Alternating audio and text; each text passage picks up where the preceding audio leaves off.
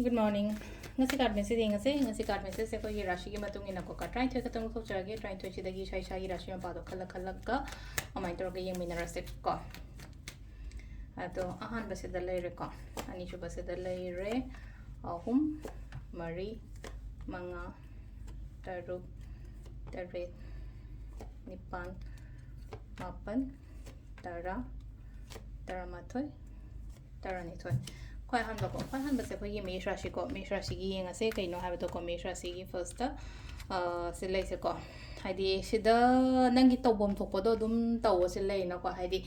mina ai gi matung da ngang na ba khona ba kem ta taru no tawru no nang tawbom thokpodo hai tare ko se lei na ko ai no honari ba ina tawri ba mayam se gi result reward loi na mang la ka ni ko brisha yena se lai se give up to ya te ko se lei no wakhan je kitang charang na raga haidi ko lening da ba hai tare ko jaga ma da ga lening da ba kitang mai ri tho chat pa gi type tam lai se adon kai tawda haidi kaino ma lakpa matam da haidi ai do give up na traga withdraw to ya de habe mo ni ko ahum suba sen le ga khudong chaba gum kai gum mai na la hai na pi ko sesna akoi gi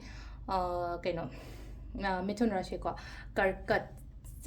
na thongna yam leo thabam to matam da ko ina chatori ba ina tawdori thak se mai pak ni haina khala ko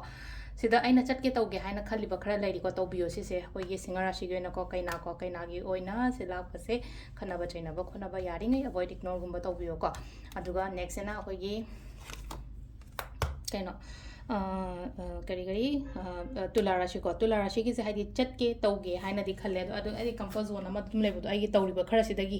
hena tawshan da ba oina obu dwan to lai ko aduna ai comfort zone dagi thola aga thabin khang gum tawbi ba phai ko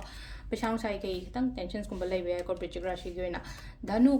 gi oina thabak yam ba thau yam ba do oina obu da ngasi se lots of responsibilities I dine silai se ko aduga sisna makar gi oina haidi phai relationship ko zo phagani atu imu manung da su leina ko hadi lantum gumba kai gumba changbo khot su oiri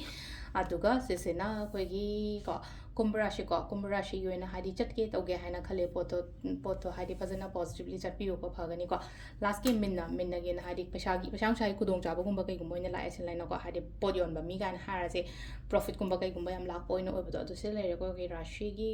matungina ko tarot card reading ma'am thank you